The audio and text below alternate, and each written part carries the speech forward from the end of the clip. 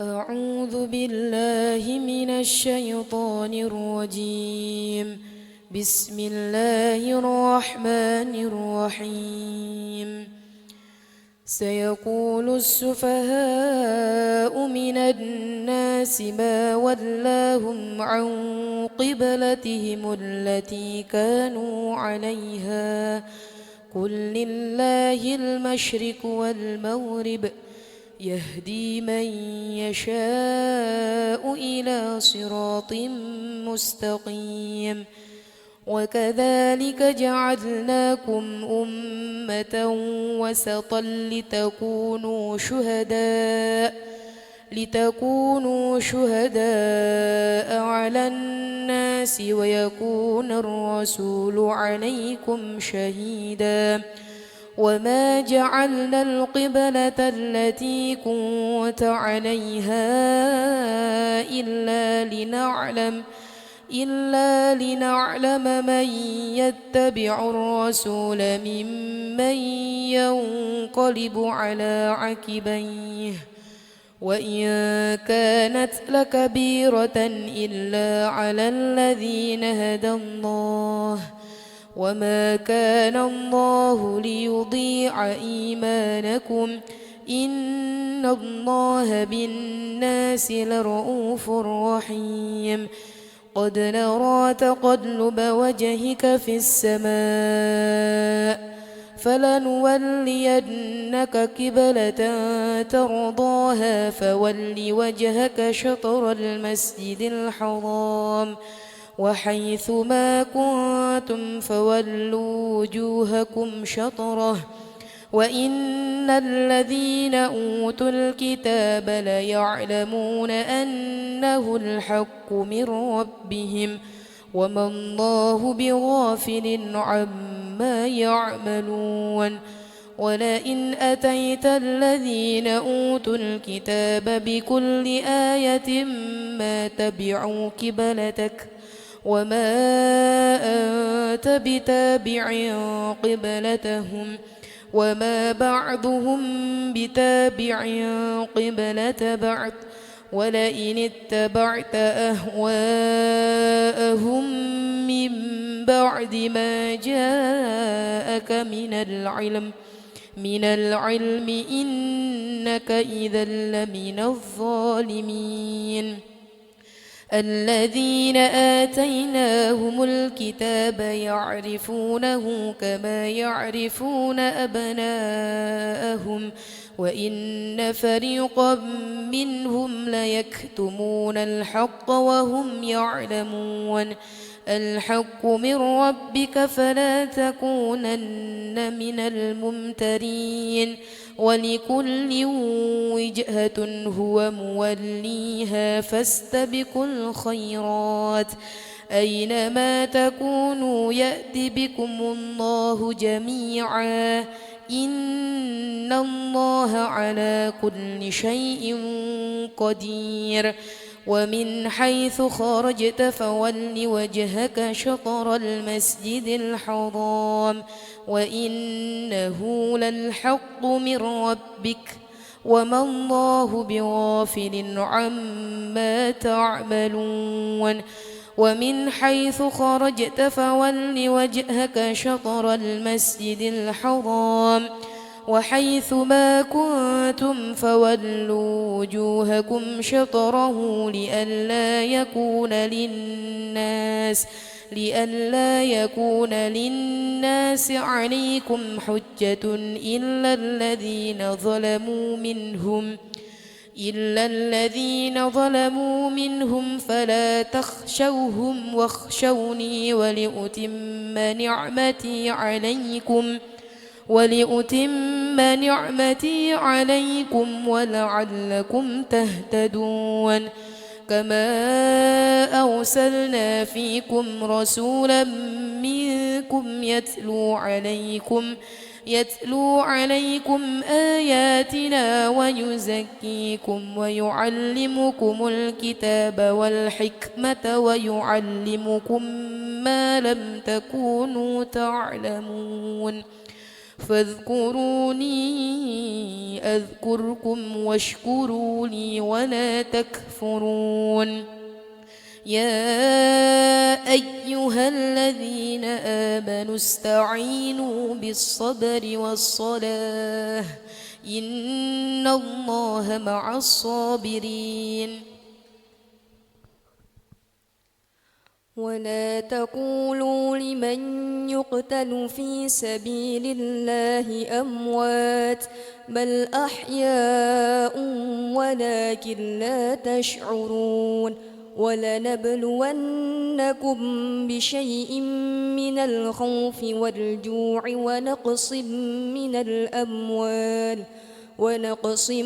من الأموال والأنفس والثمرات وبشر الصابرين الذين إذا أصابتهم مصيبة قالوا إنا لله وإنا إليه راجعون.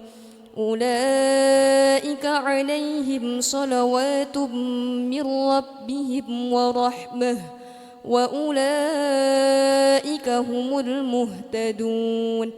إن الصفا والمروة من شعائر الله فمن حج البيت أو اعتمر فلا جناح عليه أن يطوف بهما ومن تطوع خيرا فإن الله شاكر عليم. إن الذين يكتمون ما أنزلنا من البينات والهدى من بعد ما بيناه للناس في الكتاب أولئك يلعنهم الله ويلعنهم اللاعنون إلا الذين تابوا وأصلحوا وبينوا فأولئك أتوب عليهم وأنا التواب الرحيم. إن الذين كفروا وماتوا وهم كفار أولئك عليهم لعنة الله والملائكة والناس أجمعين خالدين فيها لا يخفف عنهم العذاب ولا هم ينظرون. وإلهكم إله واحد لا إله إلا هو الرحمن الرحيم. إن في خلق السماوات والأرض واختلاف الليل والنهار والفلك التي تجري في البحر بما ينفع الناس وما أنزل الله من السماء من ماء فأحيا به الأرض بعد موتها وبث فيها من كل دابة وتصريف الرياح والسحاب المسخر بين السماء والأرض لآيات لقوم يعقلون. ومن الناس من يتخذ من دون الله أندادا يحبونهم كحب الله والذين آمنوا أشد حبا لله. ولو يرى الذين ظلموا إذ يرون العذاب أن القوة لله جميعا وأن الله شديد العذاب. إذ تبرأ الذين اتبعوا من الذين اتبعوا ورأوا العذاب وتقطعت بهم الأسباب وقال الذين اتبعوا لو أن لنا كرة فنتبرأ منهم كما تبرؤوا منا كذلك يريهم الله أعمالهم حسرات عليهم وما هم بخارجين من النار يا أيها الناس كلوا مما في الأرض حلالا طيبا ولا تتبعوا خطوات الشيطان إنه لكم عدو مبين إنما يأمركم بالسوء والفحشاء وأن تقولوا على الله ما لا تعلمون وإذا قيل لهم اتبعوا ما أنزل الله قالوا بل نتبع ما ألفينا عليه آباءنا أولو كان آباؤهم لا يعقلون شيئا ولا يهتدون ومثل الذين كفروا كمثل الذي ينعق بما لا يسمع إلا دعاء ونداء صم بكم عمي فهم لا يعقلون يا أيها الذين آمنوا كلوا من طيبات ما رزقناكم واشكروا لله إن كنتم إياه تعبدون إنما حرم عليكم الميتة والدم ولحم الخنزير وما أهل به لغير الله فمن اضطر غير باغ ولا عاد فلا إثم عليه إن الله غفور رحيم إن الذين يكتمون ما أنزل الله من الكتاب ويشترون به ثمنا قليلا أولئك ما يأكلون في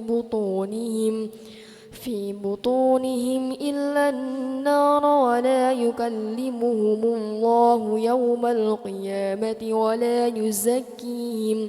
ولهم عذاب أليم أولئك الذين اشتروا الضلالة بالهدى والعذاب بالمغفرة فما أصبرهم على النار ذلك بأن الله نزل الكتاب بالحق وإن الذين اختلفوا في الكتاب لفي شقاق بعيد ليس البر أن تولوا وجوهكم قبل المشرق والمغرب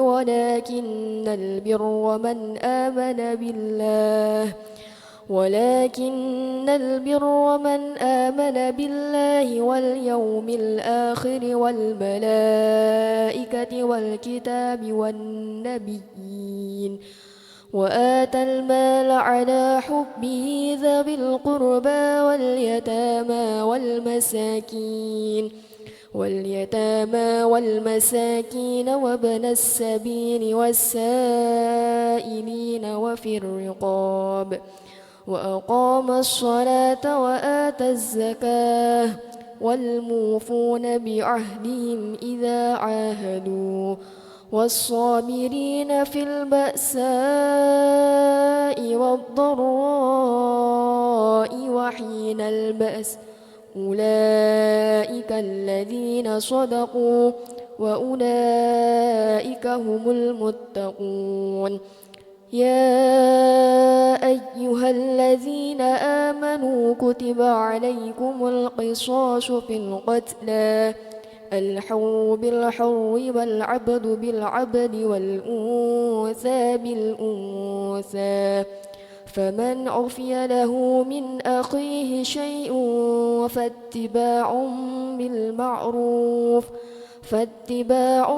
بالمعروف وأداء إليه بإحسان ذلك تخفيف من ربكم ورحمة فمن اعتدى بعد ذلك فله عذاب أليم ولكم في القصاص حياة يا أولي الألباب لعلكم تتقون كتب عليكم إذا حضر أحدكم الموت إن ترك خيرا الوصية للوالدين والأقربين بالمعروف حقا على المتقين فمن بدله بعدما سمعه فإنما إثمه على الذين يبدلونه إن الله سميع عليم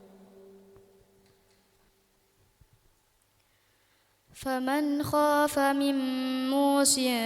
جنفا أو إثما فأصلح بينهم فلا إثم عليه إن الله غفور رحيم يا أيها الذين آمنوا كتب عليكم الصيام كما كتب على الذين من قبلكم لعلكم تتقون أياما معدودات فمن كان منكم مريضا أو على سفر فعدة من أيام أخر وعلى الذين يطيقونه فدية طعام مسكين فمن تطوع خيرا فهو خير له وأن تصوموا خير لكم إن كنتم تعلمون شهر رمضان الذي أنزل فيه القرآن هدى للناس وبينات من الهدى والفرقان فمن شهد منكم الشهر فليصمه ومن كان مريضا أو على سفر فعدة من أيام أخر يريد الله بكم اليسر ولا يريد بكم العسر ولتكملوا العدة ولتكبروا الله على ما هداكم ولعلكم تشكرون وإذا سألك عبادي عني فإني قريب أجيب دعوة الداع إذا دعاني فليستجيبوا لي وليؤمنوا بي لعلهم يرشدون أحل لكم ليلة الصيام الرفث إلى نسائكم هن لباس لكم وأنتم لباس لهن علم الله أنكم كنتم تختانون أنفسكم فتاب عليكم وعفى عنكم فالآن باشروهن وابتغوا ما كتب الله لكم وكلوا واشربوا حتى يتبين لكم الخيط الأبيض من الخيط الأسود من الفجر ثم أتموا الصيام إلى الليل ولا تباشروهن وأنتم عاكفون في المساجد تلك حدود الله فلا تقربوها كذلك يبين الله آياته للناس لعلهم يتقون ولا تأكلوا أموالكم بينكم بالباطل وتدلوا بها إلى الحكام لتأكلوا فريقا من أموال الناس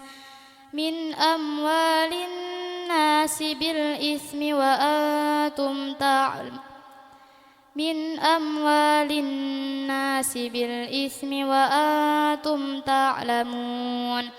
يسألونك عن الأهلة قل هي مواقيت للناس والحج وليس البر بأن تأتوا البيوت من ظهورها ولكن البر من اتقى وأتوا البيوت من أبوابها واتقوا الله لعلكم تفلحون وقاتلوا في سبيل الله الذين يقاتلونكم ولا تعتدوا إن الله لا يحب المعتدين واقتلوهم حيث ثقفتموهم وأخرجوهم من حيث أخرجوكم والفتنة أشد من القتل ولا تقاتلوهم عند المسجد الحرام حتى يقاتلوكم فيه فإن قاتلوكم فاقتلوهم كذلك جزاء الكافرين فإن انتهوا فإن الله غفور رحيم وقاتلوهم حتى لا تكون فتنة ويكون الدين لله فإن انتهوا فلا عدوان إلا على الظالمين الشهر الحرام بالشهر الحرام والحرمات قصاص فمن اعتدى عليكم فاعتدوا عليه بمثل ما اعتدى عليكم واتقوا الله واعلموا أن الله مع المتقين وأنفقوا في سبيل الله ولا تلقوا بأيديكم إلى التهلكة وأحسنوا إن الله يحب المحسنين وأتموا الحج والعمرة لله فإن أحصرتم فما استيسر من الهدي ولا تحلقوا رؤوسكم حتى يبلغ الهدي محله فمن كان منكم مريضا أو به أذى من رأسه ففدية من صيام أو صدقة أو نسك فإذا أمنتم فمن تمتع بالعمرة إلى الحج فما استيسر من الهدي فمن لم يجد فصيام 3 أيام في الحج و7 إذا رجعتم تلك 10 كاملة ذلك لمن لم يكن أهله حاضر المسجد الحرام واتقوا الله واعلموا أن الله شديد العقاب الحج أشهر معلومات فمن فرض فيهن الحج فلا رفث ولا فسوق ولا جدال في الحج وما تفعلوا من خير يعلمه الله وتزودوا فإن خير الزاد التقوى واتقون يا أولي الألباب ليس عليكم جناح أن تبتغوا فضلا من ربكم فإذا أفضتم من عرفات فاذكروا الله عند المشعر الحرام واذكروه كما هداكم وإن كنتم من قبله لمن الضالين ثم أفيضوا من حيث أفاض الناس واستغفروا الله إن الله غفور رحيم فإذا قضيتم مناسككم فاذكروا الله كذكركم آباءكم أو أشد ذكرا فمن الناس من يقول ربنا آتنا في الدنيا وما له في الآخرة من خلاق ومنهم من يقول ربنا آتنا في الدنيا حسنة وفي الآخرة حسنة وقنا عذاب النار أولئك لهم نصيب مما كسبوا والله سريع الحساب واذكروا الله في أيام معدودات فمن تعجل في يومين فلا إثم عليه ومن تأخر فلا إثم عليه لمن اتقى واتقوا الله واعلموا أنكم إليه تحشرون ومن الناس من يعجبك قوله في الحياة الدنيا ويشهد الله على ما في قلبه وهو ألد الخصام وإذا تولى سعى في الأرض ليفسد فيها ويهلك الحرث والنسل والله لا يحب الفساد وإذا قيل له اتق الله أخذته العزة بالإثم فحسبه جهنم ولبئس المهاد ومن الناس من يشري نفسه ابتغاء مرضات الله والله رؤوف بالعباد يا أيها الذين آمنوا ادخلوا في السلم كافة ولا تتبعوا خطوات الشيطان إنه لكم عدو مبين فإن زللتم من بعد ما جاءتكم البينات فاعلموا أن الله عزيز حكيم هل ينظرون إلا أن يأتيهم الله في ظلل من الغمام والملائكة وقضي الأمر وإلى الله ترجع الأمور سل بني إسرائيل كم آتيناهم من آية بينة ومن يبدل نعمة الله من بعد ما جاءته فإن الله شديد العقاب زين للذين كفروا الحياة الدنيا ويسخرون من الذين آمنوا والذين اتقوا فوقهم يوم القيامة والله يرزق من يشاء بغير حساب كان الناس أمة واحدة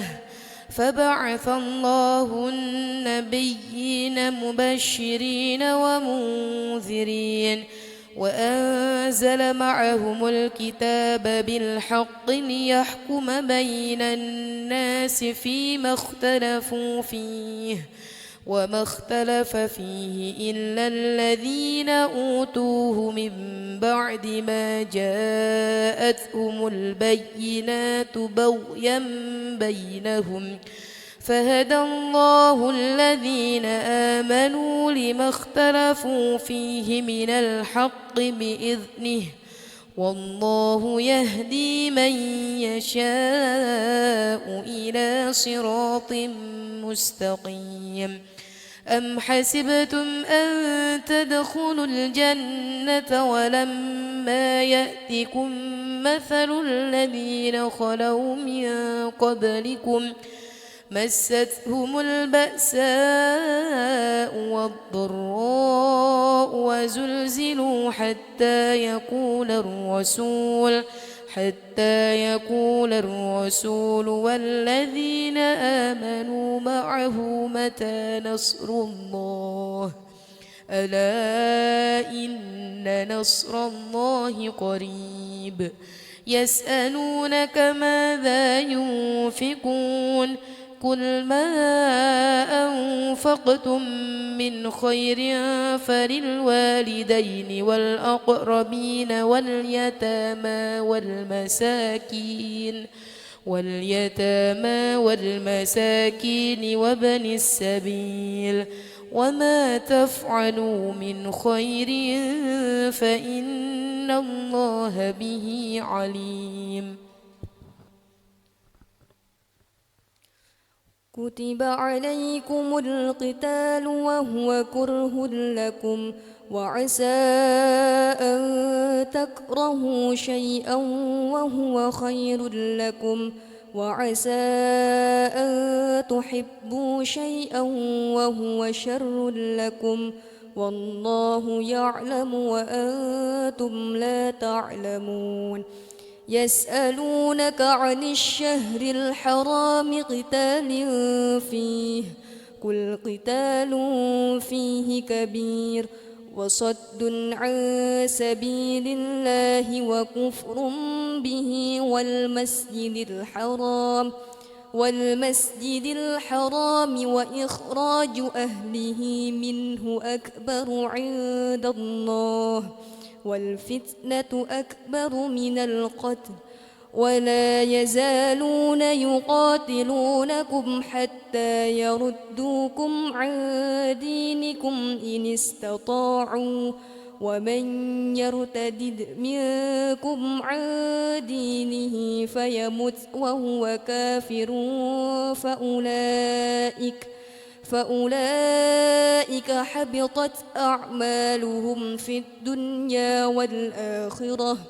وأولئك أصحاب النار هم فيها خالدون إن الذين آمنوا والذين هاجروا وجاهدوا في سبيل الله أولئك يرجون رحمة الله والله غفور رحيم يسألونك عن الخمر والميسر قل فيهما إثم كبير ومنافع للناس وإثمهما أكبر من نفعهما ويسألونك ماذا ينفقون قل العفو كذلك يبين الله لكم الآيات لعلكم تتفكرون في الدنيا والآخرة ويسألونك عن اليتامى قل إصلاح لهم خير وإن تخالطوهم فإخوانكم والله يعلم المفسد من المصلح ولو شاء الله لأعنتكم إن الله عزيز حكيم ولا تنكحوا المشركات حتى يؤمن ولأمة مؤمنة خير من مشركة ولو أعجبتكم ولا تنكحوا المشركين حتى يؤمنوا ولعبد مؤمن خير من مشرك ولو أعجبكم أولئك يدعون إلى النار والله يدعو إلى الجنة والمغفرة بإذنه ويبين آياته للناس لعلهم يتذكرون ويسألونك عن المحيض قل هو أذى فاعتزلوا النساء في المحيض ولا تقربوهن حتى يطهرن فإذا تطهرن فأتوهن من حيث أمركم الله إن الله يحب التوابين ويحب المتطهرين نساؤكم حرث لكم فأتوا حرثكم أنى شئتم وقدموا لأنفسكم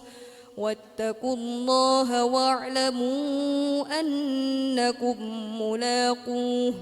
وبشر المؤمنين ولا تجعلوا الله عرضة لأيمانكم أن تبروا وتتقوا وتصلحوا بين الناس والله سميع عليم لا يؤاخذكم الله باللغو في أيمانكم ولكن يؤاخذكم بما كسبت قلوبكم والله غفور حليم للذين يؤلون من نسائهم تربص 4 أشهر فإن فاءوا فإن الله غفور رحيم وإن عزموا الطلاق فإن الله سميع عليم والمطلقات يتربصن بأنفسهن 3 قروء ولا يحل لهن أن يكتمن ما خلق الله في أرحامهن إن كن يؤمن بالله واليوم الآخر وبعولتهن أحق بردهن في ذلك إن أرادوا إصلاحا ولهن مثل الذي عليهن بالمعروف وللرجال عليهن درجة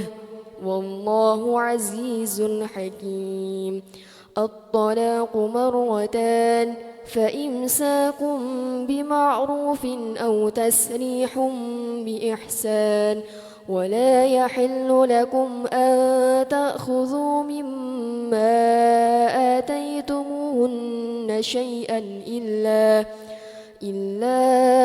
أن يخافا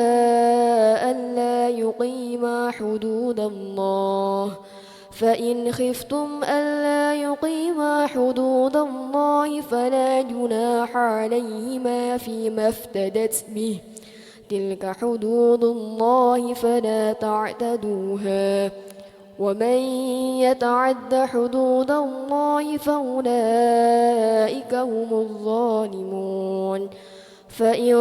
طلقها فلا تحل له من بعد حتى تنكح زوجا غيره فإن طلقها فلا جناح عليهما أن يتراجعا إن ظنا أن يقيما حدود الله وتلك حدود الله يبينها لقوم يعلمون وإذا طلقتم النساء فبلغن أجلهن فأمسكوهن بمعروف أو سرحوهن بمعروف ولا تمسكوهن ضرارا لتعتدوا ومن يفعل ذلك فقد ظلم نفسه ولا تتخذوا آيات الله هزوا واذكروا نعمة الله عليكم وما أنزل عليكم من الكتاب والحكمة يعظكم به واتقوا الله واعلموا أن الله بكل شيء عليم وإذا طلقتم النساء فبلغن أجلهن فلا تعضلوهن أن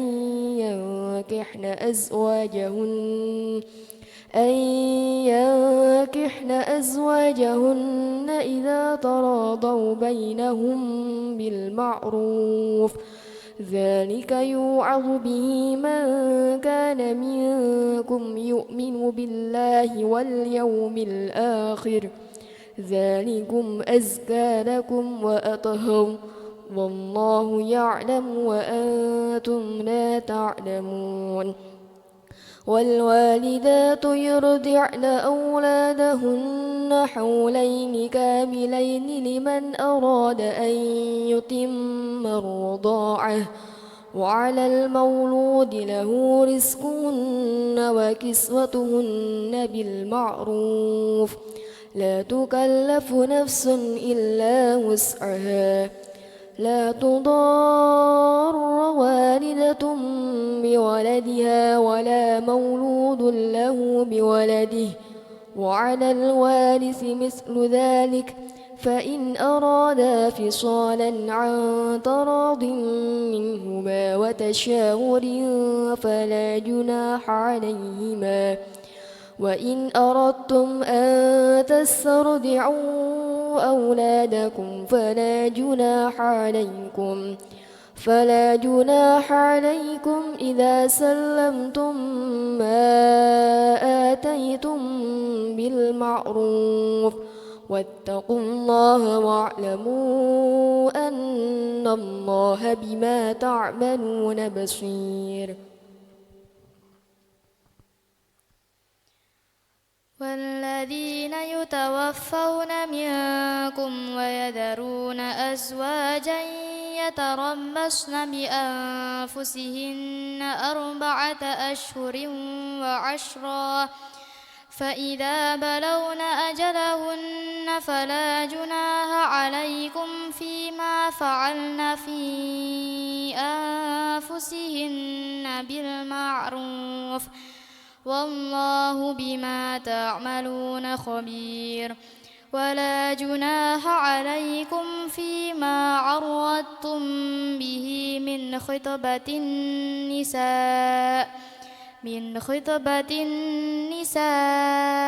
أو أكننتم في أنفسكم علم الله أنكم ستذكرونهن ولكن لا تواعدوهن سرا إلا أن تقولوا قولا معروفا ولا تعزموا عقدة النكاح حتى يبلغ الكتاب أجله واعلموا أن الله يعلم ما في أنفسكم فاحذروه واعلموا أن الله غفور حليم لا جناح عليكم إن طلقتم النساء ما لم تمسوهن أو تفرضوا لهن فريضة ومتعوهن على الموسع قدره وعلى المقتر قدره متاعا بالمعروف حقا على المحسنين وإن طلقتموهن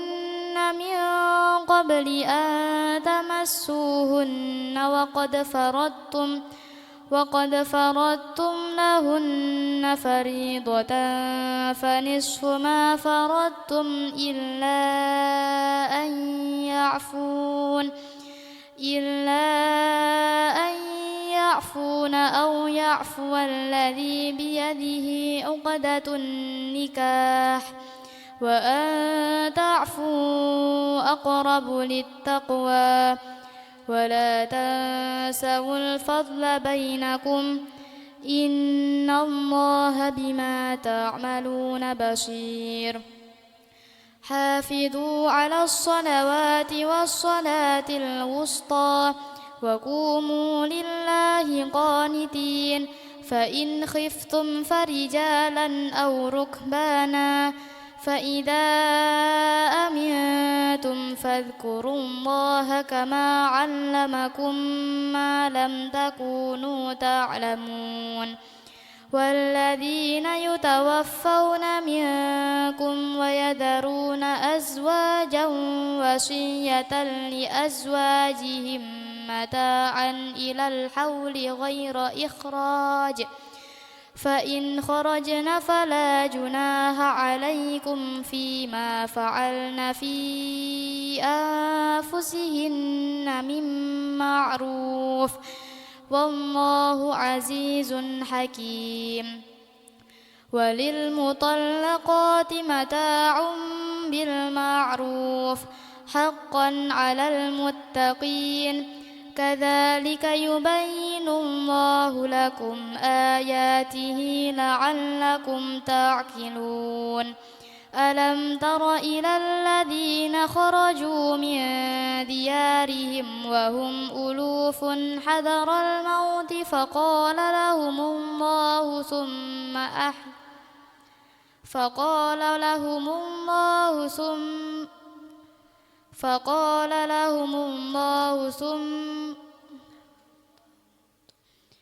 فقال لهم الله موتوا ثم أحياهم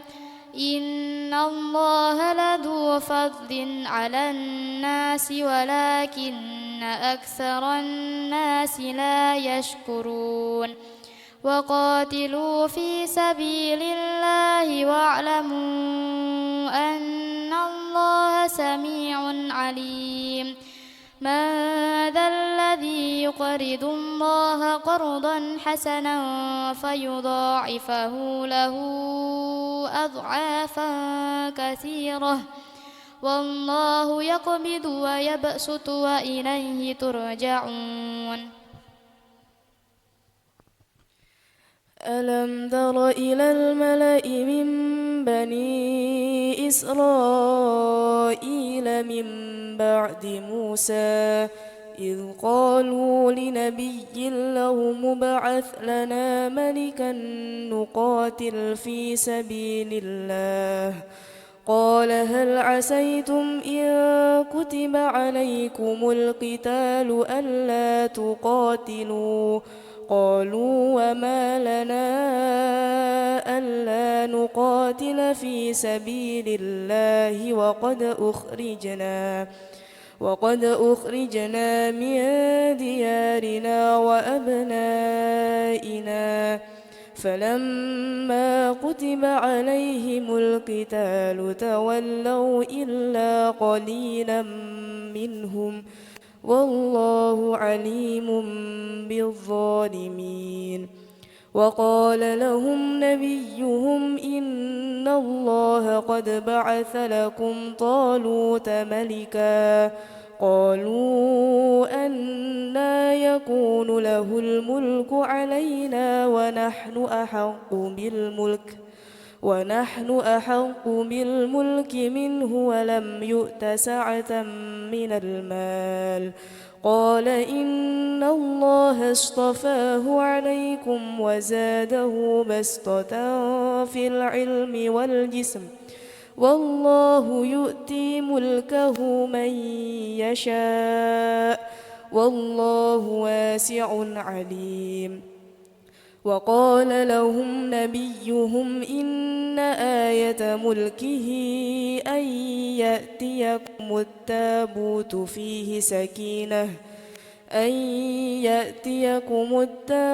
فيه سكينة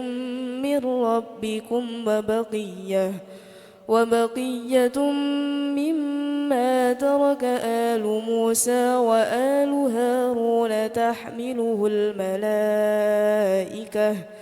إن في ذلك لآية لكم إن كنتم مؤمنين فلما فصل طالوت بالجنود قال إن الله مبتليكم بنهر فمن شرب منه فليس مني ومن لم يطعمه فإنه مني إلا من اغترف غرفة بيده فشربوا منه إلا قليلا منهم فلما جاوزه هو والذين آمنوا معه قالوا لا طاقة لنا اليوم بجالوت وجنوده قال الذين يظنون أنهم ملاقو الله كم من فئة قليلة غلبت فئة كثيرة بإذن الله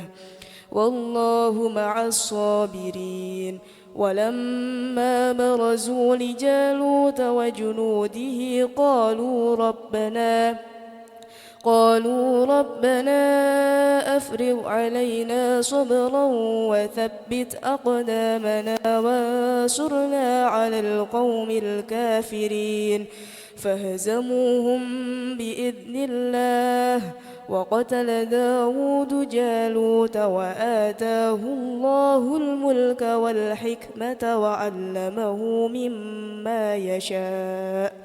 ولولا دفع الله الناس بعضهم ببعض لفسدت الأرض ولكن الله ذو فضل على العالمين تلك آيات الله نتلوها عليك بالحق وإنك لمن المرسلين صدق الله العظيم.